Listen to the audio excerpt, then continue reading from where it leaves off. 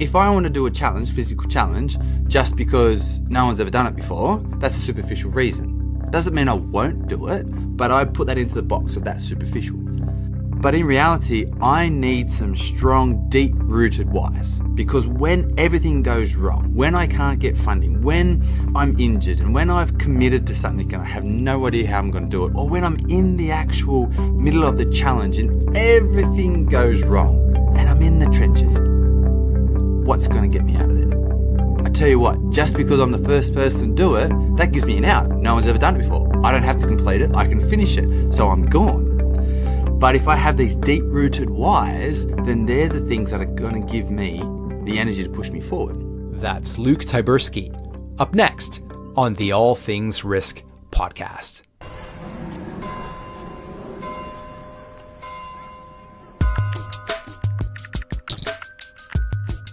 Welcome back to another episode of the All Things Risk podcast. My name is Ben Catania. I'm your host. This is my show, which is all about risk and uncertainty, how to understand it and embrace these things in just about any aspect of life and the world in which we live. We have a great episode for you, but before I get into that, a couple of things to let you know about. First, this episode is brought to you by Audible, the home for audiobooks. As a listener to the All Things Risk podcast, you can get a 30-day free trial plus an audiobook, which is yours to keep no matter what. Choose from over 180,000 titles. Take advantage of this simply by going to audibletrial.com/allthingsrisk. That's if you are in the USA. If you are in the UK, click on the link in the show notes. Second, in 2 weeks, I will be running 46 kilometers to commemorate 46 years on this planet. Something called the 46 in 219 is what I'm naming it, and I'm raising money for 3 charities: Mind, the Battersea Dogs and Cats Home in London, and Médecins Sans Frontières, which is also known as Doctors Without Borders. You can make a donation to any of those 3 via the link in the show notes. And if you are in London on February the 17th, you can join me for any or all of the 46 kilometers. This is a challenge that was inspired by today's guest, who, by the way, will be joining me for all of the 46 in 219. Who is this wonderful person? His name is Luke Tyburski, who is making his second appearance on the show. Luke is an ultra-endurance athlete, an adventurer, a speaker, a coach, and an author. And if you listened way back to episode 9 of the All Things Risk podcast, you know that Luke completed this crazy adventure called the Ultimate Triathlon, which involved swimming across the Strait of Gibraltar from Morocco to Spain, cycling along the coast of Spain, and then running along southern France into Monaco, over 2,000 kilometers in 12 days. And the Ultimate Triathlon is now the subject of an award-winning documentary. And prior to all of this, Luke was an aspiring but journeyman footballer, and we get into all of that. However, there is a deeper, more interesting, raw, and inspiring side to Luke and his work. For years, Luke concealed a diagnosis of clinical depression, and it's only very recently that he shared how he persevered through some of the darkest moments in his life in his new book, Chasing Extreme, a journey of overcoming obstacles and depression to embrace a life of extreme adventure. And I think the message of Chasing Extreme and that Luke brings overall is particularly important to us men. We typically do not acknowledge our feelings, and the longer that goes on, the more that we can suffer, and the outcomes of all of that are never positive. And Luke is a great role model to inspire us to talk about these things more openly, and I do that at one point in this conversation. And in doing so, I think we all benefit. And I think one of the great things about the message that Luke brings is that we can deal with some of these demons, but still do incredible things and achieve amazing things. And Luke is the embodiment of all of that. And we talk about those things in this conversation, plus the importance of purpose in doing any sort of challenge. We get into managing uncertainty and Luke's future challenges, as well as tons more. Luke is one of my favorite people on this planet. So let's get into it. Here is Luke Tyburski.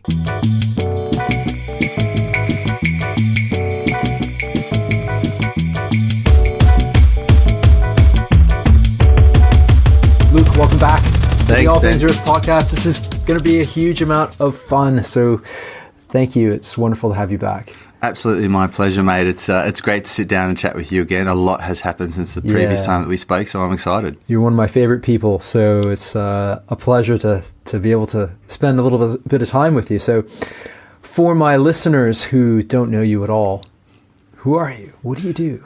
Why are you here? Who am I? That's a question I ask myself every single day.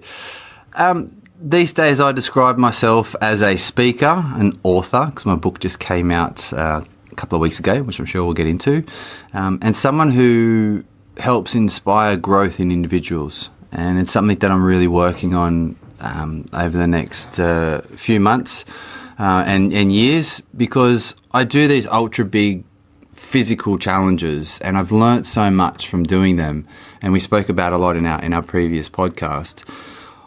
But I feel I can make an impact in this world by teaching others what life has taught me, and enabling others by giving them the mindset processes that I have understood from my own journey and share them to others.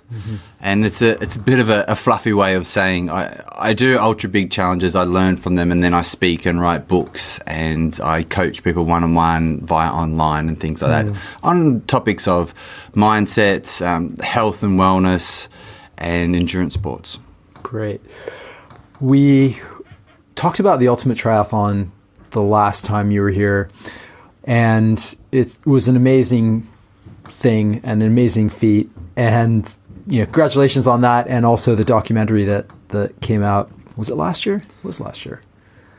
No, 2016. The documentary. End of 2016. Oh, wow. Yeah, okay. Time flies. Yeah, right.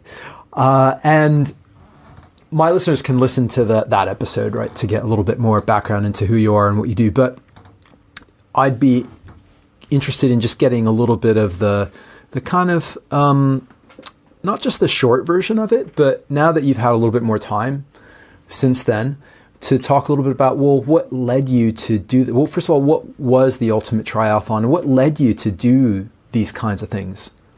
Yeah, it's a great question, and it has definitely taken me, well, to be honest, probably like 6-7 years to actually understand that. The Ultimate Triathlon was a self-created, first time ever anyone's done this route, or even a triathlon of this sort of point-to-point magnitude. I haven't found anyone else that's really done something like this in the formula that I created. So it's a swim, bike, run, and originally it was created from Morocco to Monaco, 2,000 kilometres in 12 days. I set this up as a time-framed adventure. Stupidly, I say now. If you watch the documentary, you understand why. But yeah, it was this big goal that I'd set myself about 4 years, from an idea that came from staring at a world map to actually standing at the start line, so to speak, about to swim across the Gibraltar Strait. So that's basically what it was. But how I came about that was, I used to be a footballer, we talked about that, soccer, football, and battled with depression for a long time, and kept it a secret, didn't talk to anyone about it. It took me years, probably 3 or 4 years, before I even went to talk to a therapist about it, because I was just ashamed. I didn't really want to open up. I didn't really understand. I was completely confused, because here I am, this professional athlete in his mid-20s, winning at life if someone saw it from the outside. But I was struggling. Like, I was barely getting out of bed. I was suicidal thoughts, self-harming thoughts, and all that type of stuff. And then one day after, this is the short version, obviously, you can read all about it in my book. It tells you the longer version. Trying to get becoming a salesman. It's hard. It's not my natural thing to do, but I'm getting there. It's I had a lot of injuries at the end of my football career, physically and obviously mentally I touched on. But then I decided to retire and I was like, what's next? I was 28 at the time, didn't really know what I wanted to do in life. And it was a knee-jerk reaction that I thought to myself, I want to try and find something big to get my teeth into. I remember a conversation I had with my friend who just started doing running races in Australia, and he was doing marathons, and I thought he was an absolute nutcase. And I thought, people who do marathons are on a death wish. You know, I was a footballer. I ran like 5Ks at pre-season. I thought that was huge. So how everything came about was my friends inspired me inadvertently to do something big. But instead of saying, right, I'm going to run a marathon, I found what's deemed as, depending on the publication you read, as one of the world's toughest endurance challenges, being the Marathon des Sables, 255 kilometres in 7 days, running through the Sahara Desert, carrying everything you need in a backpack. Now, where does this fit with the ultimate triathlon? When I signed up to the Marathon des Sables, I thought, right, I'm going to turn this into a career. And this is what I'm going to do for the rest of my life. I'm going to be, I even gave myself a title. I've still got business cards that I use today with the title, my job title being an endurance adventurer. It means nothing. I made it up. But basically, what that meant to me was I'm going to do these big challenges all around the world. And I'm going to have brands and organizations who are going to sponsor me. I'm going to travel around the world doing these massive big feats. And I'm going to speak all around the world about these challenges. I'm going to write books and I'm going to write magazine articles in all these different publications. And documentaries are going to be on television and it's going to be awesome. This is it. Right. This is my life. But to make that reality, I knew something that where 1,000 people a year, i.e. the Marathon des Sables, did it, that wasn't going to cut it. Like, that wasn't going to put me above everyone else to be this endurance adventurer. So what I thought was, to get back to your why the ultimate triathlon question, was I need to do something big. I need to do something that's going to put me on the map. So I stared at a world map with nothing but adventure on my mind, and what started of, geez, that little bit of water between Africa and Spain doesn't look that very long. Oh, I could swim that. And I have no swimming background. I didn't even own a bike. You know, I'd only just signed up to my first ever running race. And I created the marathon, I created the ultimate triathlon route. And then I thought, I'm going to give myself 4 years to prepare for that. So then in 6 months' time, I ran the Marathon des Sables. And pretty much from then until 4 years later, I filled in with all these things that we spoke about in the previous podcast, living with high up in the rural mountains of Nepal with ultra runners, running down Mount Everest in the world highest ultra marathon, cycling from London to Newquay, which is 412 kilometres non-stop. Did a double Ironman triathlon as my first ever triathlon, ran through a tropical forest in China, no food, money, water, didn't speak the language, all that stuff. And then I did the ultimate triathlon. So that was that block of time. But in reality, like, yes, it was trying to achieve this dream of being an endurance adventurer and documentaries and magazine articles and books and speaking and sponsorships and all that. That was almost like the curtain, like in The Wizard of Oz. Behind that was this scared guy running away from life, not facing up to the facts that he was battling with depression, didn't want to speak up about it, hiding behind the sort of like the macho-ness of the ultra endurance challenges I was doing. And I'm telling everyone I'm going to be an endurance adventurer and this is going to be my career, so they won't ask me deep, penetrating questions. No, Luke, like, are you okay? You haven't processed your football career yet. You went from one to another. Are you okay? You know, is everything fine? Like, how are you going to make money in the future? Like, excuse me, these type of questions, no one really asked me because I was deflecting anything that was looking like going to be a conversation that was going to be deep and meaningful about my future, because I was like, I'm going to be an endurance adventurer. Don't bother me with your questions. I don't have time because I've got to train. I've got to pitch this to that. And I've got to pitch this to this person. I've got to try and get sponsorship. So I was running away from life until I got to the ultimate triathlon, and I basically crashed and burned afterwards. That's there's a lot there, and we're probably going to start to dive into some of the themes in your book, because one of the things when you were just describing that, I thought, well, that's your life now. You know, you do these adventures, and then you speak about them, and you've written a book, and so that sounds like exactly like you're doing exactly what you set out to do at a level. Yeah, no, 100%, 100%. It's quite crazy though, because what happened was I was running away from life, as I said, and then the ultimate triathlon basically pulverized me into the ground. And I don't want to give too much away in the book, but really I talk about ultra endurance sports as I was addicted to them, and the ultimate triathlon was my overdose. And I had numerous medical ailments and just injuries all over my body because the ultimate triathlon in the previous 4 years just drained me physically, emotionally, mentally. And I didn't do any exercise for 18 months. So everything we just sort of talked about in our first podcast, I did all that in like 4 years, and then it just drained me.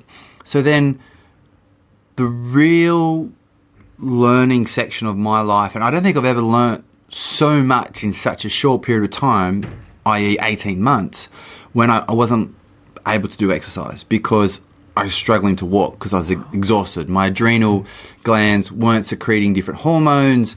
I was having crazy headaches every morning for like 6 hours. Had to go see a couple of neurologists. I had different scans on my brain. I was having some medication to try and get some electricity firing properly in my brain again. That's sort of the layman's terms of what was going on, because my brain wasn't firing properly, and this was causing headaches. And so all this stuff was having. I had to have these custom-made lozenges because to try and help part of my endocrine system, the DHEA hormone, which is a precursor to testosterone, that wasn't secreting. So my testosterone level was really low, and my growth hormone, which is the DHEA, was really low. So I had to have all this medication to boost that up. Natural. But it was in that period of time where I had to actually stop and look at my life and actually say to myself, is this how I want to live? What have I learned from this previous 5 years? And all the things I speak about now are the things that I've learned from that period of time when I stopped to reflect on the big challenges. So much less so what led up to and during the ultimate triathlon, and more the 18 months of consolidating the lessons and reflecting on those. Yeah, I spent a lot of time reflecting, and I even wrote an ebook about it, just chucked it on my website for free, because I realized I went through this process. I've stopped looking, listening, asking questions and learning in the process of reflecting. So, And I realized I was running away from so much, and I went back to see another therapist. I was doing a lot of work on my mental health as well, and I found my now wife, who's just amazing. She does well with putting up with me, but you've met her. She's so not like me. She's like quite happy to stay out of the limelight. She doesn't want to know anyone. Like, she's quite happy to stay on the side, but she's just been a massive rock in my life at that period of time. And it's during that period where, like, I was still doing talks during the ultimate triathlon lead up and afterwards, and people would say, like, why do you do all this type of stuff? And I would come up with this off-the-cuff answer, something that would satisfy them. But in reality, I wasn't going to say I'm running away from life because I'm scared, I'm battling with depression. I wasn't there yet in my personal journey. But when I stopped, and when I actually tried to figure out why I was doing all these challenges, is because I was scared and because I was running away from life. But then the other question came up was like, well, how? How do you continually push yourself when your toes nearly fall off in the Marathon des Sables, when you pass out 3 times in the Ultimate Triathlon? How? And before I was actually forced to stop, I would come off like, I do this and I do this and I think about that. But during that time of reflection, I actually dug deep into it. Well, how do I? What goes through my mind? How do I prepare for these challenges? Is there a process that I go through? And I actually found certain things, certain reoccurring themes that I actually think about in the lead up of a big challenge or even just a big goal that I want to set, not just physically, but in other areas of my business. And then there's things that I think about in the moment, and there's things that I think about when I'm really, really struggling. It's like, okay, I need to dig deep here. And I realize there's these recurring things. So now when people say, why, I totally understand why I do what I do now. And how do you answer that question then? That's the sole purpose of before I make a decision now is why. And I look at why as two levels, superficial and deep rooted. So superficial in the purest, especially in this day and age, people think superficial and non-authentic and things like this, but I meant it in the purest sense of the word. It's just sort of stuff on the surface. So if I want to do a challenge, physical challenge, just because no one's ever done it before, that's a superficial reason. Doesn't mean I won't do it, but I put that into the box of that superficial. But in reality, I need some strong, deep-rooted whys. Because when everything goes wrong, when I can't get funding, when I'm injured, and when I've committed to something and I have no idea how I'm going to do it, or when I'm in the actual middle of the challenge and everything goes wrong, and I'm in the trenches, what's going to get me out of there? I tell you what, just because I'm the first person to do it, that gives me an out. No one's ever done it before. I don't have to complete it. I can finish it. So I'm gone. But if I have these deep-rooted whys, then they're the things that are going to give me the energy to push me forward. And I have this quote, and clarity is the eternal energy that fuels your dreams. So if you're so clear and knowing why you want to do what you do, that will give you the energy to push you forward to achieve whatever you want. But you've got to be crystal clear, and it starts with those deep-rooted whys. And the analogy that I'd love to give your listeners is this. What you want to achieve is like a tree trunk, okay? The superficial whys are the branches and the leaves more specifically. They come and go in the seasons. They look beautiful in the autumn, and also the tree looks amazing in the summer with the green leaves, and they're great. But what happens when it's really windy? Leaves blow away and they go off, and the seasons change and they go off and they come back. But what doesn't change? The roots. They take time to penetrate into the soil, to ground the trunk, to really stay strong. So gale force winds come through, branches come down, leaves disappear, the trunk gets hammered, but the roots are so strong it can weather any storm and it holds it into the ground. That's your deep-rooted why. So your trunk can get bigger and grow, and the tree can grow, but the branches and the leaves, they'll come and go. They're your superficial why, and the roots are the deep-rooted ones. So whenever I do a big challenge now, I literally will go down with a notepad and go, why am I doing this? Why do I truly want to do this? And if it's all superficial wise, it's all leaves, most of the time, I don't do it. But if there's some really deep-rooted whys that really get me excited, like you can hear it in my voice now, I'm excited to talk about this because it's something that I love speaking about. If I get excited about those deep-rooted whys for a challenge or a business idea or anything, I know that's like, okay, step one is done. I love that. That's so awesome. I've been thinking a lot about decision-making over the last few months, and I haven't landed on the overall approach to my own philosophy, but the first one is to know yourself, the first step.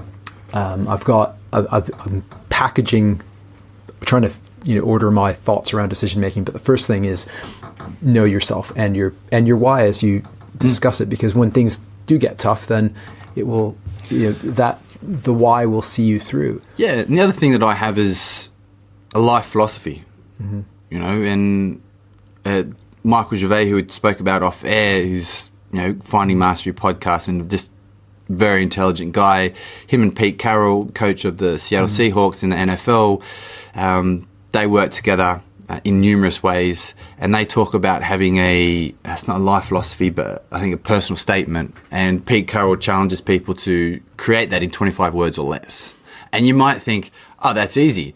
A guiding set of principles or words or sentences of what you live by every single day.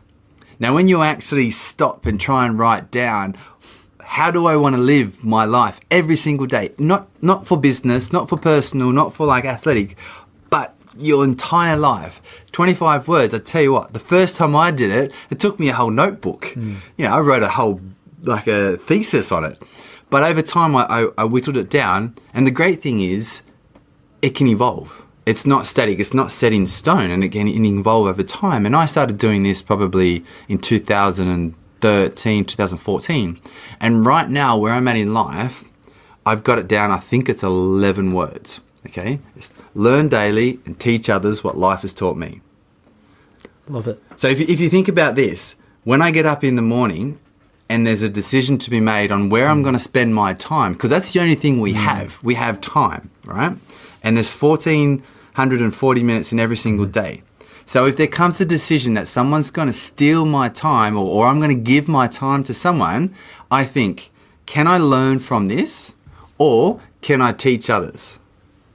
And that's the decision made simple. So tonight, you asked me to come on this podcast, literally on the other side of London to where I live. Partially, because you're a mate and I love chatting with you.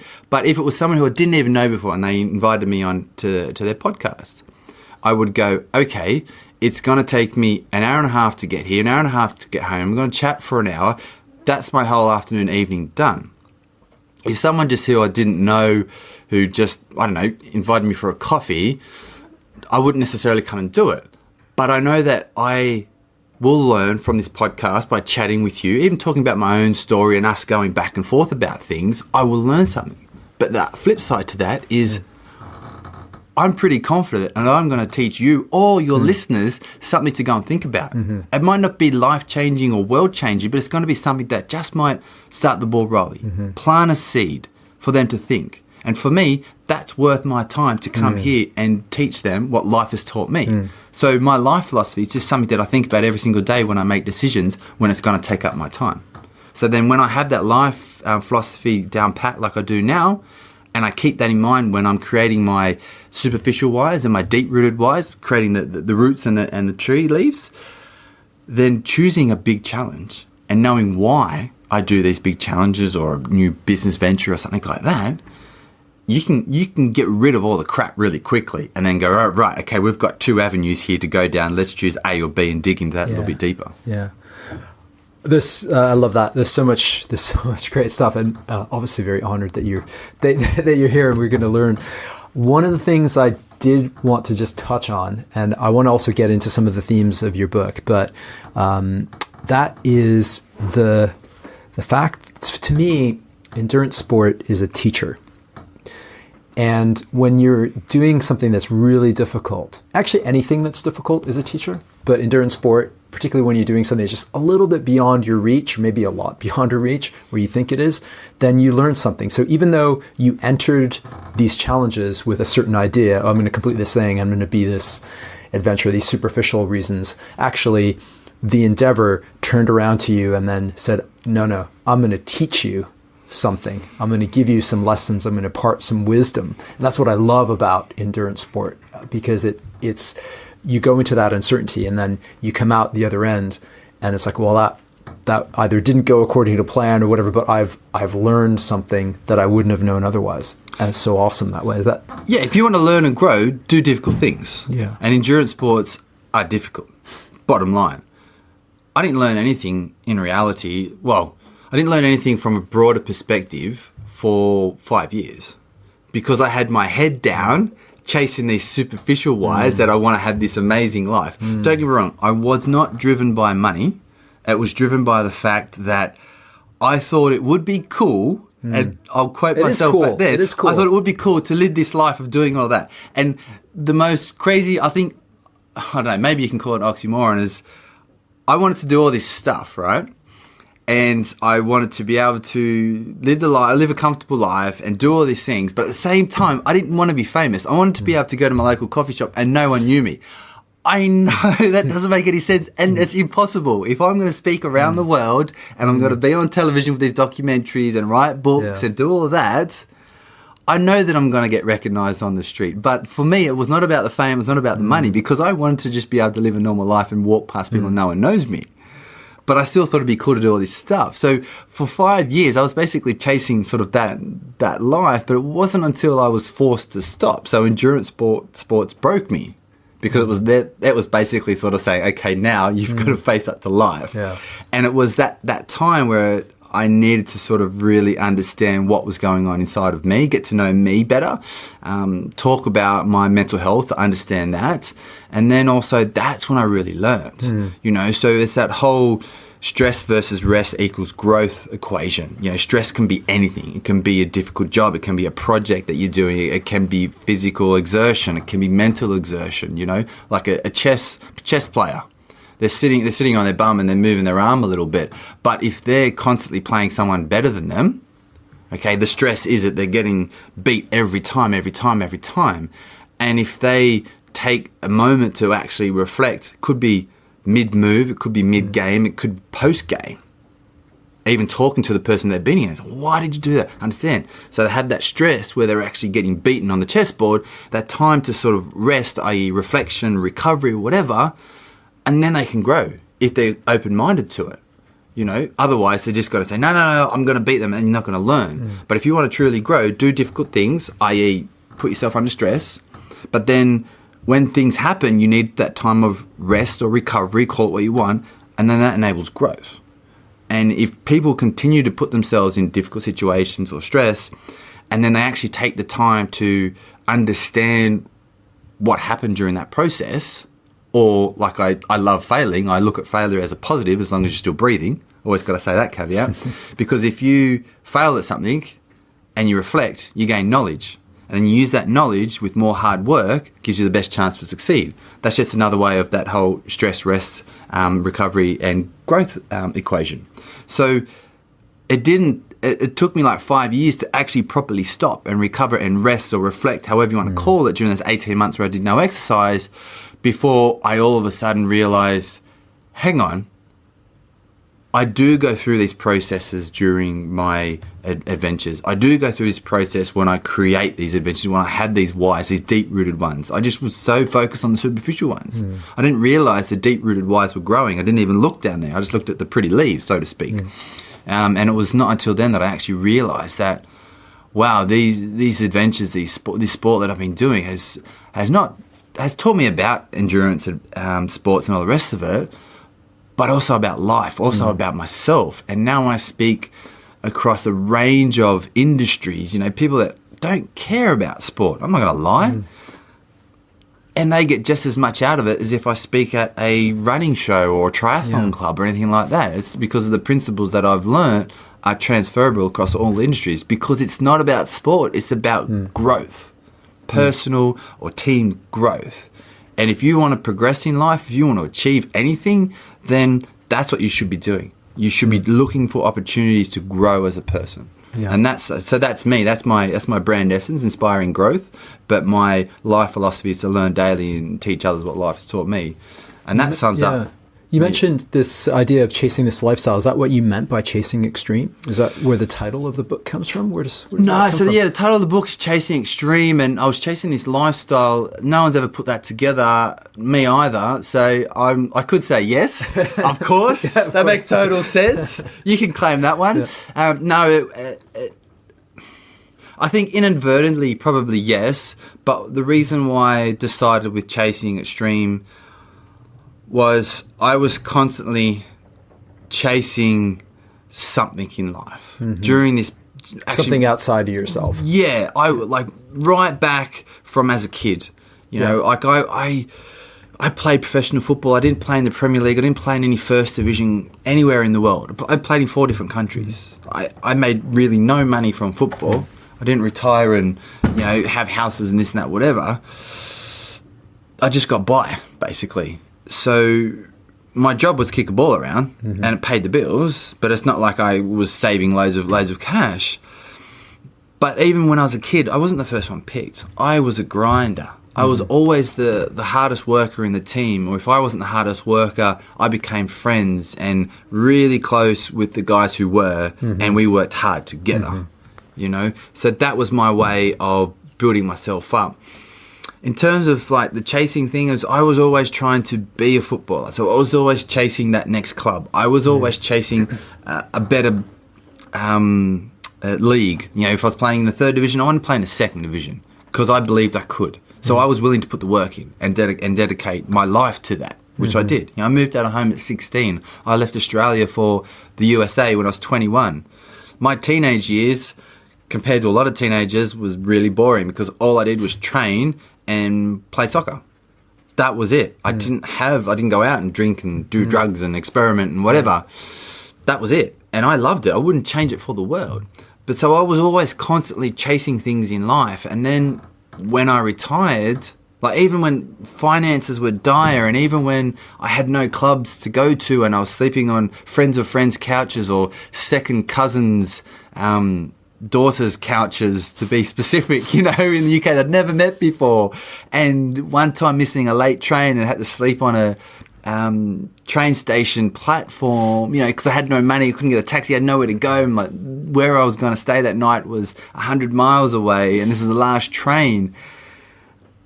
It didn't bother me, it didn't faze me. I was chasing that next club. And then when I started doing endurance sports, inadvertently I was chasing that lifestyle, but in reality I was chasing this answer to the question of who is Luke and what does he want out of life. But I didn't know that I didn't have to chase after it. I didn't know that it was here, and I just needed to stop. I needed to stop chasing. So my whole life has been chasing something that is so extreme that it's not really there. And when people read the book, they'll understand why we chose it, because I'm pushing myself all the time, trying to get that next thing, trying to achieve that next level, and not worrying about the injuries or the setbacks or anything else that happened in my life. I was pushing that to the side and nothing was going to stop me. And the way that I chased was extreme. That's the other side of it. So it just fitted really perfectly that there were so many different elements that why we chose those two words, because friends and someone, Jane O'Connell, who helped formulate the book. So I wrote the manuscript, and basically she helped sort of chisel it and edit it and said, write a bit more here, we're going to get rid of that and do this. And but I actually sat down and wrote 150,000 words, I think it was. Wow. It's not that long now. I think it's 100. It's 100,000 words. It's still a long book, but it's not like an encyclopedia. So we worked together and we just wrote. We knew the book had to have 2 words for a title, because we just thought that's the type of book it is. And all the stuff that described me and everything, we had them all down. And chasing was a recurring theme, and extreme was a recurring theme. And then all of a sudden they got put together, and we thought that's perfect. That made sense. Made sense. The whole chasing does come through when you talk about it. Yeah. And the other thing that I want to get into in a moment is just around the whole mental health piece, because I think there's something there that I think some of my listeners can maybe see themselves reflected in it, because I see myself reflected in some of what you describe, the being busy part, and not really dealing with your stuff because I've got to do this, now I've got this other thing to do, and I can't slow down now. And every time I talk to, not every time, but quite frequently, you talk to somebody, how are you? I'm busy. How are you? I'm busy. Oh, I'm busy. I'm so busy, I'm going to have a heart attack if I'm any more busy, And we're really busy. We're a nation, we're a society of busy people. We're a world of busy people. And I think sometimes that busyness is that deflection. It's deflecting, asking hard questions of ourselves, having real conversations with people, connecting with the people that are close to you, all of that stuff, and asking that question, who am I? What do I want? A lot of people don't do that work. I agree. And the funniest thing in the UK, and to a degree in Australia, like I went back last year, and but it's more so here, prevalent in the UK, and you can appreciate this, is if someone asks you, like, how are you today? Even like someone at the checkout, and you say, I'm great, I've had a really great day, how are you? Yeah. They almost fall off their chair. They do. Or if you say to someone in the street, they just ask you because they're being polite or something like that. Or even like a friend, if you go, I'm great, it's been awesome, I've had a really great couple of weeks. Yeah. They're like, whoa, hang on, calm down a little bit. Like, or the flip side is, I had a little bit of an existential crisis last night and I couldn't sleep. And it's like, whoa. Yeah. So I'll see you later then. So you have this sort of a few answers that's basically nothing answers, as you said, like they don't really want to talk about it. But if you go out of those lines, people sort of freak out. It's like, well, are you asking me just to be polite, or do you really want to know? And I make a point, and it's not for anyone else, but it's for myself, because I think framing things in a certain way makes a big difference. So if people do ask me, how have you been? Like said to you when I first met you earlier today, it was like, yeah, like things have been hectic because I've had a book and another project been working and coming together. That's honest answer. I'll get bored of that answer in probably another week and people say, how are you? It's like, I'm fantastic. I've had a couple of weeks off. I've recovered. I'm feeling great. I'm excited. I've been sleeping really well, eating really well. I'm amazing. And you ask that from someone that say between Christmas and New Year's or even the start of the year and they're like, I've got to go back to work now. I had a good Christmas. I ate too much and I'm just another year now. It's framing things and also looking at things in a broader picture, I feel like, and not just defaulting to an answer that you give all the time rather than actually asking yourself, even pausing and thinking about the question, how are you? And if you stop and you think, actually, I had a really good day, I'm good. You actually say that to someone rather than just go, I'm okay. If they've asked a question, give them a true and honest answer, even if they don't really want to ask you that question, but they're just doing it to be polite. You can control how you react to that question by giving them a complete, honest answer. And that might be the first step to having complete, open and honest conversation with the other person because they realize you're being vulnerable by telling them exactly how you feel. Oh, I might do that too. And then when you have an open and honest and complete real conversation, that's when you can learn about another person, even if you think you know them. But that's when beautiful insights about the world and about each other and just having a great conversation, which I don't think many people have anymore, that's when that can happen. Absolutely. Yeah. And it's about connecting with other human beings. My God, what a novelty, right? Yeah. Tell me about it. Let's talk a little bit about your mental health challenges, because it's something that we don't talk about very much, particularly us men. We're told implicitly oftentimes, explicitly other times, that it's not something we should be talking about. We shouldn't be feeling vulnerable. We shouldn't be showing our vulnerability. We shouldn't be saying things like, I'm feeling a little down because blah, blah, blah, or I'm struggling with a bit of anxiety or whatever. That's not something that we're supposed to be talking about. And unfortunately, it's deemed as weakness. Yeah. Which is one of the reasons why I have been so open in my book, Chasing Extreme, about my mental health battles, is because I would like anyone to stand in front of me and say that I'm mentally weak because I suffer from depression and how bad it's been when they've seen the challenges I've done and the things I've put myself through. And it's not the fact that I'm trying to sort of say, well, I'm so tough because I've done this and I've got depression. It's got, having mental health problems or illnesses or issues, it's got nothing to do with how strong you are physically, mentally or emotionally. It's got nothing to do with that. So to label people a weak if they suffer from mental health, but even more so if they talk about mental health or even if they talk about their feelings, to go another extreme way, it's just wrong. So I felt like when I came to a point that I felt comfortable speaking about what I went through, because it was the same thing. It's like when I really sort of felt like, before I understood what I was going through, I'm like 24, 25 and a professional footballer. And I just thought I was a bit down because of, I don't know, we lost a game and then we won and I still felt the same. And I got injured, because I'm injured. But then I got man of the match and I still feel the same. And I was just like, this is weird. What the hell's going on? Oh, suck it up and get on with it. You're living a perfect life. So this progressed and then I didn't really understand why at times when I couldn't even get out of bed. Mel Robbins wrote this book. I can't remember the name of it, but it's basically she calls it the 1, 2, 3, 4, 5 or the 5. I can't remember what it is, but it's basically when you're struggling, you say, right, I'm going to count to 5. The 5-second rule. Yeah. And I think that's what it's called. Yeah. So when you get to 1, that's right, you go and do it. So you sort of set yourself up and it's like 5, 4, 3, 2, 1, go. And she's done a lot of research on the science side of this, on the neuroscience type of thing. And like she's really cool to follow and has some really good insights in the books, quite amazing. And I used to do that. I was like, right, okay, and I would visualize and I would process, okay, when I get out of bed, I need to do this. And I was like, okay, so 10, 9, 5, 4, 3, 2, 1, go. And I was like, no, it's not happening. And then it went to really extreme lengths where I was standing on top of bridges at 3 o'clock in the morning, thinking about, is it all worth it?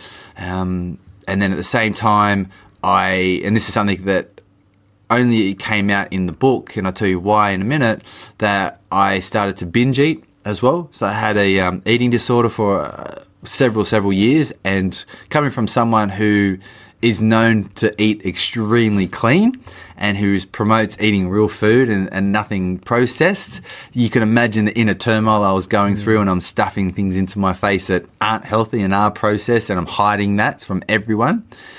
So that was a battle as well, and really confusing time. And I realized when I started to go on this journey that years had passed and I'd seen therapists, and I started to open up to family and friends because I realized, battling with insomnia for the best part of 18 months. At its worst, I was getting 6 hours of sleep a week. Sometimes I didn't even get changed or didn't even go to bed. I would just stay in my same clothes and stay in my bedroom and work or watch movies or whatever. And just because I was like, I know if I lay down and it's dark and I'm stuck inside my own head, the demons are just going to batter me, and I'm probably going to go and try and find anything to eat in the kitchen that's just to make me get that dopamine hit. Yes, I've put that in there. Oh, I feel great now. And then I crash again, and I'm just going to do that during the night. And this is what went on for like 18 months. So then it got to a point where I started to have these feelings, I can't do this anymore. And it's not like it just changed overnight. This is a period of time when I started to talk about it more to my therapist, and that started to really help me. And so, one of the things I tell people is if you are struggling, talk to people who don't know you. Go and see a therapist, or there's free counsellor hotlines now that you can talk. People you can text, and they'll text you back, and they'll text you. You can be whoever you want. You can call your name. You can call yourself Steve, and if your name's Luke, you can make everything up about yourself. But just talk to someone. Be part of a community, whether that's just one person or another group. And you don't even have to talk. You can just be part of it. So that was the first step for me, and I really think that's beneficial for a lot of people. That's probably the bravest step, because that's probably the hardest. 100%, because you're getting your thoughts and potentially, if you're completely honest, what your actions have been out of your own head and into the world. And that's scary because you're being vulnerable. And being vulnerable can be very scary if you don't do it regularly. And then it got a point to, I met my wife Vanda, and I opened up to her. We'd only been dating for about 5 months, and I remember it so clearly. We were just sitting on the couch, and this was like 4 or 5 months before the Ultimate Triathlon, and I was on the verge of having another breakdown, and I just opened up to her about what I was going through. And she just said, it's okay. I'm here to support you. And I was just like, I was expecting her to just go, yeah. Too much information. Okay, cool. I'll call you tomorrow, see you later, and never see her again. Well, maybe not to that extreme, but that was in my head manifesting that she was just going to have some sort of freak out. Having that support was amazing. And then being able to speak with my family and friends, giving them 75% of the story to start with. That I was battling with mental health. I had a few suicidal thoughts, but I never really went as far as anything else like that. I didn't tell them that 3 times I ended up standing on bridges because I thought I'm not ready for that. And then fast forward another sort of 12 months, and I started talking about it to the public. And what really, I guess you could say, what my deep-rooted why was, and what was that driving force, that energy that was really going to push me forward, is I gained that clarity in the fact that at the time I was 32. 32-year-old male who had been a professional athlete, who had done some of these world's most extreme challenges, and I suffered from depression. And I had numerous times wanted to take my life, and I was binge eating and all this type of stuff. And I thought, I can really make a difference here by just being honest and telling my story, telling some of my experiences. And now I didn't talk about everything. As I said to the public, I gave that 75%. I told the public that this was my experience and this was the extent of my mental health. I told my family, my mum and my dad and my now wife. I told her that, all of that, but there was still 25% left that I was so ashamed of, that I just wasn't ready. And that was like the binge eating and the suicidal things that I was going through, standing on top of bridges. I didn't really tell anyone that type of stuff. And then I got to a point where it's just like, I have to be open. And then coming to writing the book was my friend Jane, who we discussed earlier, who helped me sort of take my vomit on a page and turn it into an actual edible meal. It's an analogy that we would talk about often. She said to me after the Ultimate Triathlon, you should write a book about this. Do you want me to give you a hand? Because she's in sort of the writing world. And I was like, let me send you something. And because I'd already started writing a book and it was supposed to be about when I returned from Nepal, that was going to be the book, growing up and going to Nepal and doing that, a stereotypical adventure book as my first book. But life happened for about 2 years. Depression, breakup from relationship, battling all this stuff that we just went over. That sort of happened in a 2-year period, and I'd put it down. And then when Jane asked me, do you want to pick it back up? Or do you want to write a book about this? And I said, well, hang on, here's 80,000 words of a book. Read that. And I had several adventures in there, and she was just like, wow, this is phenomenal. Can you like fill in the gaps? And I'm like, let me get back to you. And I had to think about this because it was a case of I could do that 75%. I could tell everyone that 75% of my story. 25% there. And it would be really entertaining and it would be jaw-dropping and it would be insightful, but it wouldn't be real and it wouldn't be completely honest. So I said to Jane, and I said, look, I'm going to be very honest with you. I'm going to shock you with how open I'm going to be, and I'm going to tell you the whole story. And she was like, yeah, okay, sure. Didn't really know what that meant. And I said, whatever I sent you, whatever email you, so she lives in Australia, that goes in the book. If I don't email you anything, then you never got it. But if I email you something and I ask you to delete it or I ask you not to use it, don't worry. If I send it to you, it's fair game. Wow. And she was a bit like, yeah, okay, like what? And I said, you'll know. So then when I started to write about this period of my life that I was battling through when I broke up with my girlfriend who I'd planned to move back to Australia with and have kids and picket fence and all that stuff, when that broke down and my insomnia kicked in and my binge eating and my self-harming and standing on top of bridges, and I would hit send on an email, and then I'm Googling how to unsend emails because I'm freaking out. Like, this can't be in the book. I can't be this open. Like, people are going to think that I'm a fraud and, I'm talking about eating real food and I'm binge eating and, like, I'm freaking out. And I would get a text message from Jane, are you okay? Because then she got it. And then I kept sending all this stuff, stories and instances and what I was pushing myself through and then, the whole chasing extreme and chasing and being so extreme in my lifestyle and my thoughts and my actions. We got to a point where she was just like, I'm so proud of you. And we hadn't finished the book. She said, this is going to make a difference to the world because you're being so open. And that's my deep-rooted whys of talking about my mental health and talking about what I've gone through and being so open in this book. Like, writing it in the way that I wrote it is the most difficult thing I've ever done in my life. You can combine all my endurance challenges, all the heartache I've gone through, all my football career, and it doesn't even come close. Because I literally opened up my mind for people to see it in real time. That's what happened. That's how open and honest I was. And I have no secrets. I have nothing that I didn't put in that book.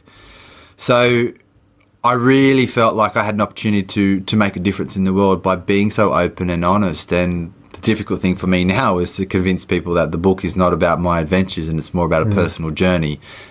So that's why I wrote the book and the reasons and the deep-rooted whys of why I wrote it so openly. Wow. I mean, that must have been so difficult to go through and to challenge. Well, it is a challenge, but it's bigger than a challenge. You're just opening your heart and soul to the world. And there's that thing about, the importance of being vulnerable. But I mean, how do you feel now? I feel very proud of myself, and this is something that people who know me very, very close, my mum knows me the best out of anyone. We're very close, even though I left the home at 16. They know that I don't say that about myself very often. I'm a very energetic person, and I love what I do, and I've achieved some amazing accomplishments. But to actually sit down and say to myself, or say in front of someone else, that I'm proud of an achievement, it never happens for me. It never has. Yeah. So first and foremost, I'm very proud of how I wrote the book. Yeah, you should be. Yeah. And because it wasn't easy. Yeah. But also, I feel like that I'm doing this for, I'm giving people a voice through my book. And this might sound weird, but if I can change one person's life, if I can help someone think a little bit different about themselves, whether they're struggling with their mental health or something else, or just struggling with overcoming something in their own life, if they read my book and it helps them think in a different way, or helps them realize that they're not alone, they're not an outcast, they're not standing out on the ledge by themselves, figuratively, that there are other people who go through this, and it's okay. You don't have to write a book about it, but it's okay to be you. It's okay to be not perfect in this perfect social media world. It's fine. Just continually to work on yourself daily, to try and take a step. Now, that step can be 1 millimeter forward, or you might be stationary for a day. But as long as your eyes are up, and as long as you're trying to be the best version of yourself every single day, then that's all you can do. And it's okay to not be amazing and take huge leaps every day. And the flip side to that, and I think you get this in the book, is if you're trying to be the best version of yourself every single day, which you hear so often, and I've said it a million times, and I almost preach it. The flip side to it that you have to understand is, if you don't progress in a day or in a week, if you don't develop, if you're not the best version of yourself that day, and you take a step back and you go backwards, it's okay. Do not beat yourself up about it. Just understand what happened, what went wrong, and learn from it. And tomorrow's a new day. Can you take a step forward? So it's not beating yourself up if you take a step back, because I beat myself up, and you saw the digression that I took, standing on top of bridges and binge eating and not really facing up to the facts. When you were standing on top of bridges, how long ago was that? Just to put the time frame, is that before the ultimate triathlon? Before the ultimate triathlon. So the year of was the last time. So it was around sort of 2014, 2015. Okay. So it's during this period of like really challenging yourself, doing all these extreme challenges. Not talking about my mental health. Not talking about your mental health. Insomnia was at its peak, so my mental framework, the neurotransmitters on a chemical level in my brains that were screwed up, they were going all everywhere, and I was just not happy. So this period of time was the toughest part for me, and I really look at that time in my life where it's like, I know I'm not the only person going through that. Yeah. And I know there's people who are going through more extreme things than me. And I know there's people going through things that are less extreme and a little bit more diluted, so to speak. But for them, it's still hell, so to speak. So it's, as long as people are trying to just be a little bit better each day and don't beat themselves up if they're not. Because they can look on Instagram and go, oh, look at these people having amazing lives and my life sucks and I'm not really progressing in what I'm trying to do, and then all of a sudden they go, oh, I'm not going to do it anymore, and they sort of spiral in a downward way. It's like, if you do take a step back, or if you don't progress that day, that week, don't beat yourself up. Yeah. Be present, gather yourself, and say, okay, tomorrow, what can I do to be better? Simple as that. Look to progress each day, and if you don't beat yourself up about it. Learn from that experience. Just beating yourself up twice. I mean, there's the little failure, and then there's what you're doing, your mindset after that, and it's just you're just adding to it. 100%. Yeah, I think what's wonderful about what you've done is you've kind of opened up the conversation, and that's what we need. Just in the past year, I've realized I've suffered from anxiety for most of my life, and started to see someone about that, but I hadn't hadn't really realized that. And I'm now in a better place because I can talk to people about that. And we all have these masks, right? There's that book. Actually, Lewis Howes came out with a book, that the Mask of Masculinity. Is wonderful, right? Yeah, because it's a great we book. all wear I went through that list and I'm like, yeah, wore that one, got same. that one. And we all do that. And we're denying ourselves like our humanity, right? We're just human beings. So we should just talk to one another more like human beings. Yeah, it's like, as you said, like it's opening up that conversation like you just did, and thanks for sharing that. You've been battling with anxiety. It took an acute crisis. Yeah, most of the time it does. And I was just sort of, and then like dealt with the aftermath of that crisis. But then I realized, like, oh, wait a minute, I felt like this for years, and I didn't really know what it was. I hadn't really talked to anyone about it, and I wouldn't have gone to. I mean, even if a friend, like when you talked about seeing someone, right? If you have a problem like an injury, you're going to you want to see a doctor, right? Yeah. You're not going to, you might say, oh, cheer up or whatever. Your friends mean well, but you need to see someone that knows what they're talking about. No, 100%. And for me now, I'm 35. I always forget my age. Sometimes it goes up, sometimes it goes down. As a 35-year-old male who does these big extreme adventures and used to be a professional footballer and has bounced all around the world and looks on the surface of having an amazing life. Now I'm speaking around the world as well. That I had this opportunity to actually open the conversations. Yeah. Because, okay, like there aren't many 35-year-olds who have opened up. The males. Because there are many 45 and 55 and 65 and so on. And because I'm young, that I feel like that I can still relate to people who are younger than me, to a younger generation, to the full-blown millennials and even younger, because I do this cool, crazy adventure stuff, and because I have been a professional athlete. Like I can hang with the cool kids for 5 minutes, and that's about it. But it's I don't feel obliged. There's no pressure, but I feel like I have an opportunity, and when I feel like I have an opportunity, it's like I want to take that opportunity because, as I said to you, every single day, if I can change someone's life, then I've done my job.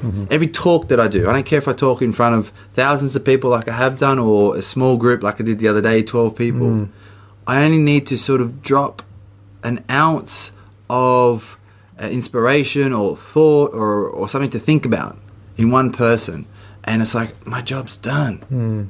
I'd love to do it for everyone, but I just want someone to think a little bit more about how they're feeling or how they can progress. Yeah, we live in a it's cliche, interconnected, whatever, networked world, whatever. But that person, if you think of him as a node on a network, he's got his network, and so he'll spread that, right? And it goes out. So you change one life, shifted one mindset, and it spreads. So it's very powerful. That's the plan. And now that I do have a book out, people who like to read. It's on Kindle as well, if you don't like paperbacks. Audio coming out next year. I do have this documentary out as well, and all this other stuff online. As I have resources that I can send people to. Yeah. And people can find me in different communities. So I love that about being connected with the world, because people can find me and I can find more people. What's interesting is also when you set out like, well, why did you do this, these extreme events, and I want to be this adventure athlete, and maybe at the time I'm just kind of putting thoughts or words into, the Luke Tyburski of that era, that you thought, well, people will think I'm cool, or they'll be sort of like, and now it's given you, well, maybe that's whatever. I thought I would be cool. You thought you would be cool, right? That was all I cared about. I thought this would be cool to do, and I would be cool. But actually, it's given you a bit of this kind of other gift, which is it's given you this platform. 100%. And that's what it's done. It's less that you can think of yourself as cool, but I think you think of you as cool, but I think I'm cool. You're cool. But that's the real power is not that. The real power is to actually this is say, hey, wait a minute. Here's a guy who's done all this stuff. So, but he's also very open about his struggles with mental health and depression. and it's okay to talk about this, and that's really, I think, the gift that's given you. Yeah, because if someone looks at me and go, well, if he's done all these big endurance challenges and he's been an athlete, and you wouldn't call this guy a weak snowflake. Or exactly. like it's like, well, if he can talk about that, like, even if it just changed the way that people think, for a start, that's amazing. Yeah. Because then maybe one day they'll talk to their spouse or their sibling or their best friend and say, you should look this guy up. You should look this guy up. And you know what? Like, he battles with depression.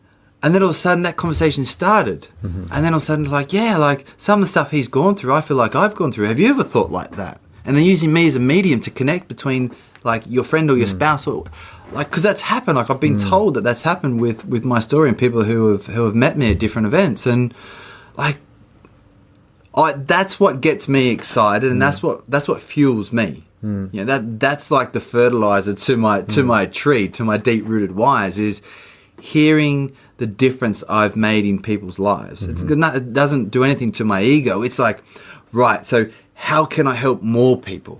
It's not like, cool, like I'm getting a bigger profile and whatever. It's like, right, that gets me so pumped up, so excited.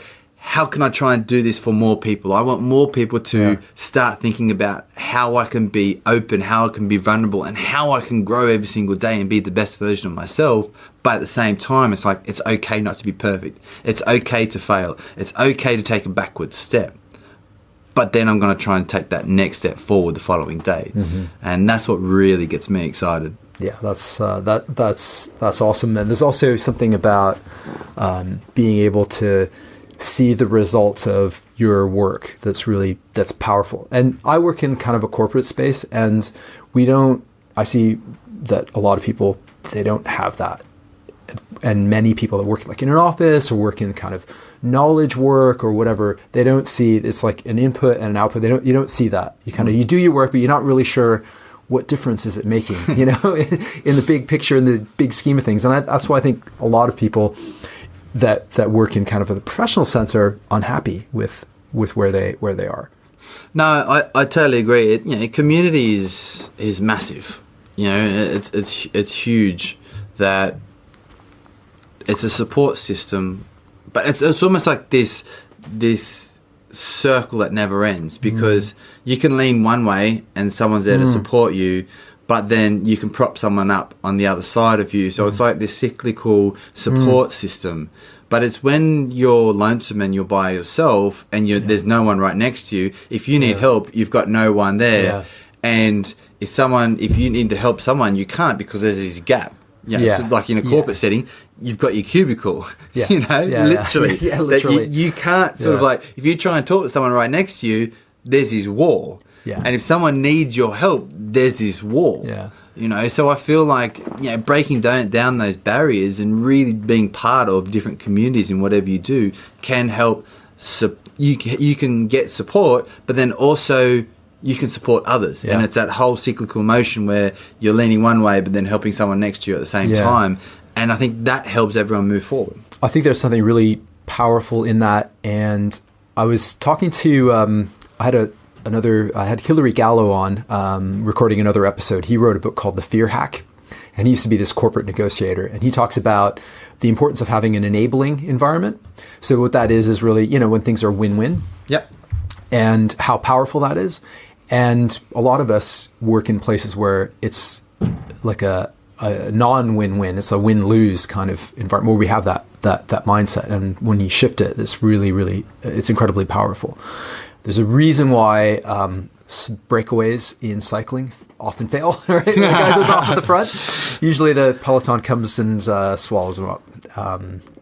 It's better to work together. We've covered quite a lot of ground here. I did want to touch on any of your most recent challenges or your future challenges and what you've kind of, maybe we didn't really talk about the 500 man, even though I had the honor of joining you for a little bit of the 500 man. Yeah, you did. But I'm keen to just hear what are some of your challenges and why do you do them? And how different is that from what you've done before in the past in terms of motivation? Yeah, so now I've learned a lot from that 18 months of stopping and reflecting, and this year was all about getting the book out. I did the 500 man, and unfortunately, and tell my listeners what the 500 man is. It was a 500 kilometer non-stop triathlon. So swimming 10 kilometers in a lake, cycling 390 kilometers, and then finishing with a 100 kilometer run. Now, it sounds ridiculous and it's crazy, and I failed. Heads up, didn't do it. Got pulled out by the crew. I think I got pulled out about 40 kilometers from the bike. Didn't finish the bike, and then I had a 3-hour nap, and then did 25 kilometers on the run and got pulled out. You did 25 kilometers on the run? Yeah. Yeah. In context, it was the second hottest day in the UK, which anyone who doesn't live in the UK and thinks of hot days in the UK, it was only 34 degrees. Yeah. But the UK is, you're not built for 34 degrees if you live here. It's quite extreme. It's also humid. Yeah, it's very humid. We were cycling in the middle of the day. We got on the bike at 10:30. So I was swimming in a wetsuit. There's almost no cloud cover that day. There's no cloud cover. The bitumen was just bouncing heat off, hitting us in the face from underneath. I started the swim early, got out of there, swam in a wetsuit, which I'm just used to and I was always going to, but that probably overheated me a little bit. And then I think it was just a downward spiral from then. Ended up with heat stroke, couldn't really eat, dry reaching, was not in a good way. So when I do these challenges, I normally have a crew. I'm a little bit more lenient if I'm doing them by myself. Most of my really, truly extreme challenges are when I do them by themselves because there's no parachute, there's no one to pull me out. But my crew chief was my wife, who's also an osteopath, amongst other things. So she's very intelligent about the human body. And she was part of my crew for the Ultimate Triathlon in a smaller role. But she pulled me out on the bike because I was not in a great way, suffering from heat stroke. So people that don't know, you're nauseous, you can't eat, you can't drink. You're shivering with cold with goosebumps, but you're radiating heat like a radiator. So I've got ice packs on my neck when I'd stop to eat, and then I'd have a big blanket around me to keep me warm because I'm freezing, dry reaching at the time. So she was just like, you're not safe to cycle. It'd just gone dark. I still had like 100 miles or 160 Ks, 50 Ks to go. The right call. Totally. And she was just like, no, you're not safe to cycle. Yeah. I'm not going to lie. Like we had a emotion put to the side conversation afterwards when she pulled me out, and I said, I don't think you should have. And she said, well, I would do it again in a heartbeat. And I was like, well, I wouldn't have you as my crew chief again. And like, if we should have recorded that conversation, because there's no way anyone would have believed we were husband and wife and have the relationship that we have, which is just very loving and so caring. But I said to her, I want to put emotions to the side. And she's the type of person that can do that. So can I. It's nothing personal. It's just, this is my belief. And I still believe to this day that she should let me cycle because I've cycled in a lot worse state. But anyway, so I got pulled out from that. And then, for the record, I think she made the right call. And then obviously I went back, I had like a 3-hour nap, and then I had a little bit of food, and then went out running. And the plan was to do 100 Ks.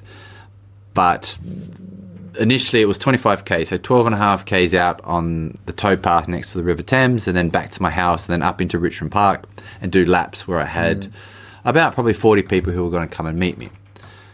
After I got back to the house after 25 Ks, I laid down on the ground.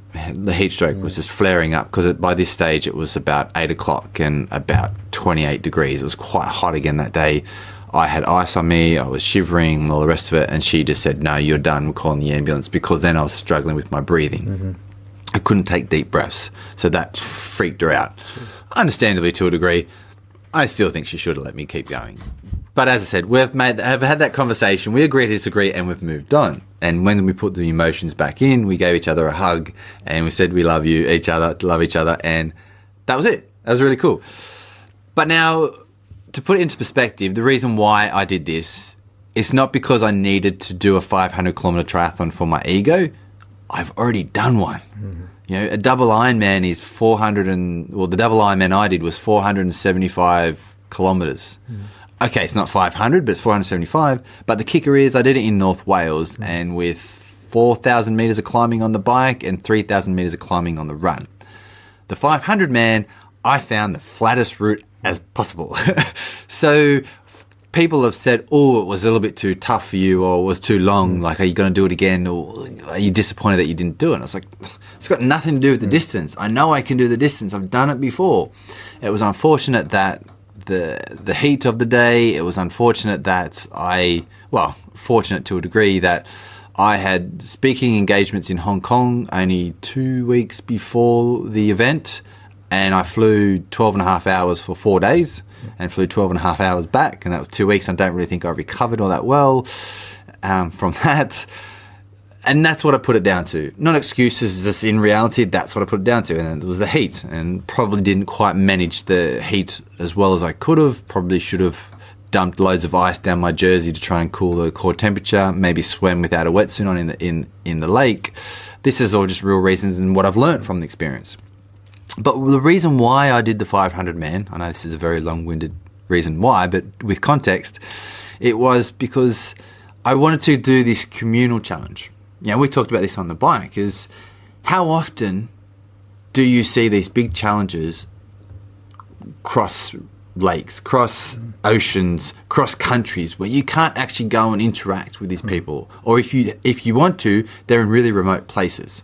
I wanted to do something where people would come and join me, where I'm in the middle of it, and it didn't matter like how good of a cyclist you were or how fit you were. I told people I'm going to be cycling around this pace. It's dead flat.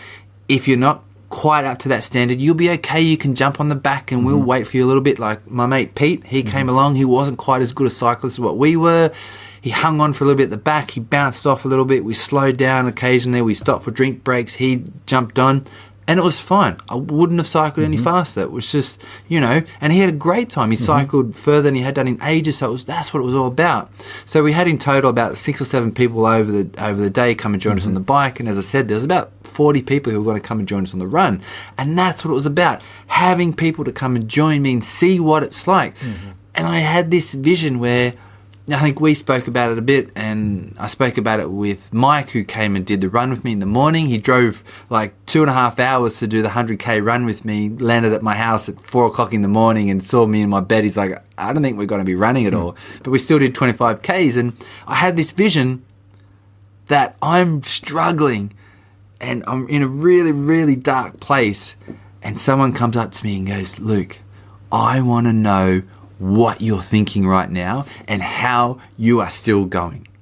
Because I felt like that was an opportunity to share the knowledge that life has taught me during these big challenges with people who are fresh, but I'm not, and how am I still cycling? How am I still running? And I felt like I did that to the few people that were with me at different times, and that was the real deep, one of the deep-rooted whys of why I wanted to do it was not only be communal, but I wanted people to see me struggling, but then they could talk to me. And I could share with them what I was dealing with and how I'm going to keep pushing forward.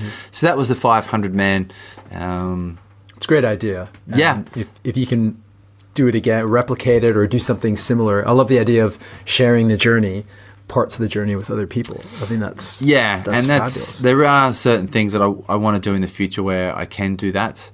Training for a 500-kilometer triathlon, it takes time. It does. Yeah. And training for any sort of triathlon takes time because you've got 3 sports. And I sort of already had 2019 planned at the start of 2018. I like to work in sort of 2-year, potentially 3-year cycles, because when you do these big challenges, they take time. Yeah. And for me, now this is my business because, I had 4 brands who invested in the 500 man. And we had a videographer there that made a mini documentary, which is coming out between Christmas and New Year's, because we just finished the filming, the reflection piece the other week. So he's putting that together, Physique Media, and a little shout out to him. And so I had brands on board. So that was another way that I can make income from doing these big challenges, where brands get on board, and I write magazine articles for I had different magazines who said, you do it, then you can write about it, triathlon magazines. Obviously I didn't do it, so I didn't write the articles, but these are small ways where I can make a little income from doing these big challenges. Don't get me wrong, I pitched to brands and media outlets all the time. They're like, not interested. But the 500 man stuck with people because it was communal, because we had a videographer coming along and it was going to work great. So to do it again, like, would I say I do it again? If I find a time in a year over the next few years, then I would. But it's not something that I'm focused on because I've already got other things planned coming up for next year. Such as? I'm having a summer holiday. I'm having a summer holiday in Ireland. Okay. I've never been. Okay. I've never been to Ireland, and I thought, you know what? I've heard it can be pretty nice in summer. So I thought, I'm going to go over there and have a little summer holiday. And I thought, for me, the best way to see a large portion of Ireland is to run from the most southern point to the most northern point and check out the scenery. So that's what I'm doing in the summer next year. That's sort of my... well, I'm going to say potentially my biggest challenge for the year. It's about 650 kilometres the route I take, maybe 700. Okay. I'll do it in 9 to 10 days, depending on how fit I feel leading up to it. Okay. And I'm doing it self-supported. Not self-supported as I have a film crew with me and do I stay in hotels or do I sleep at Rough or whatever. I'm literally taking a backpack, some food, a sleeping bag, a bivvy bag, and that's it. Jeez. I've got my route planned and I'll fuel up at different towns as I go through. I'm not planning on sleeping in any hotels. I'm just going to go proper adventure. So you're not having a crew? No crew, just me, man. Whoa. As I said, it's my summer holiday. Wow. My summer holiday. My wife's not interested. She'd do it by herself. So that's it. So I'm going to Are you going to be tracking? Have a yeah, tracker I'll have a tracker. I'll do social media stuff so people can come along with me. I am potentially going to make my own little mini self-filmed film so people can see what it's like. Take my GoPros along with me and do bits and pieces. It might just be something that I chuck on YouTube and it's not all that exciting because of whatever reason, but you know, maybe it is cool. I'll get the guys at Physique Media to try and work some magic and edit it down, but I'll be there by myself filming it. There's no one else with me. I thought it's a great way to spend some time for the first time in Ireland and have a little summer holiday. Cool. Yeah. So that's potentially the biggest thing for next year. I've got a couple of 100K races and there may be something big at the end of the year, but that's still keeping that under my hat. All right, because all I'm right. still That's too much about that. Still speaking with a few people that are potentially going to make that happen, and that could be massive. So would that just to ask a little bit about that? Is that a running, biking, swimming thing, or is that something new? Or all I can say is it's the longest thing I've ever done over the most days, and it's in a way that is brutal. That's all I can give you. All right. That's all I can give you. Okay, well, we'll stay tuned for that. I think we covered a lot of ground here. So, but was there anything that we didn't mention that you didn't mention that we that you'd like to? I just want to reinforce that notion that I said was like, if we can be present in each moment of every day and just try and put those moments together to build our day and try and be just one little step better in any aspect of life. It doesn't have to be every aspect of life. Just one, like, even if it's in your marriage or in your work life or in your for your health. If you can just try and be a little bit better every day in one of those, not all of them, just in one of those, then you're going to progress.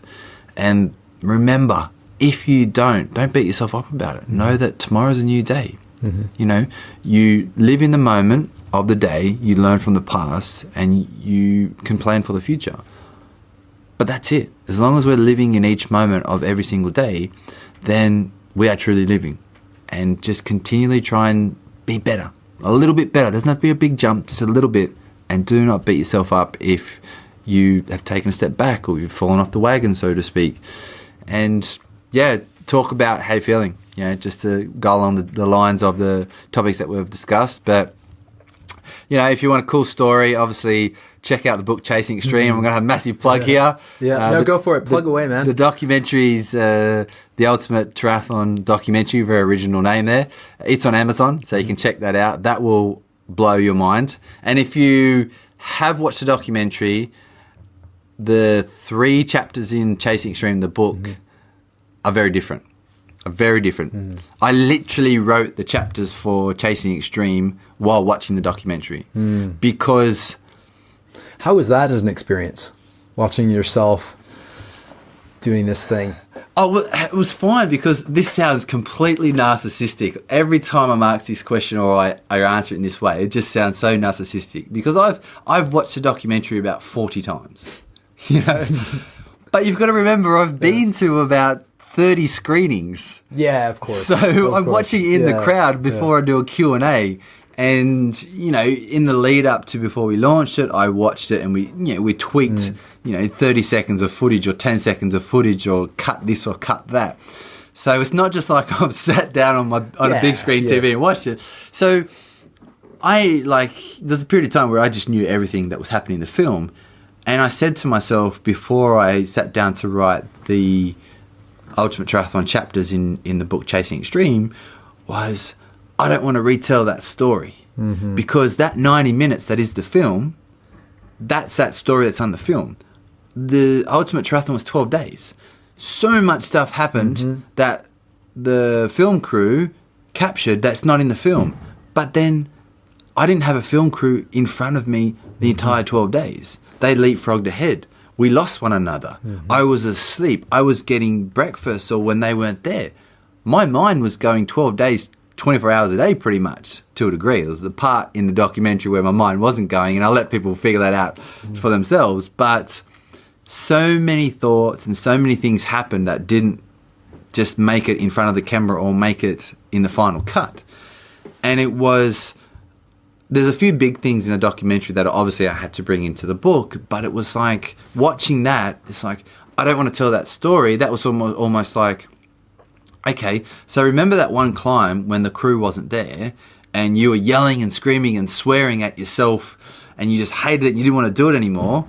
Right, tell that story. You know, why were you thinking like that? What got you through that? You know, because then that carried on from the rest of the book. So it was really simple actually, if I'm honest, because the Ultimate Triathlon documentary told the story from the filmmaker's perspective.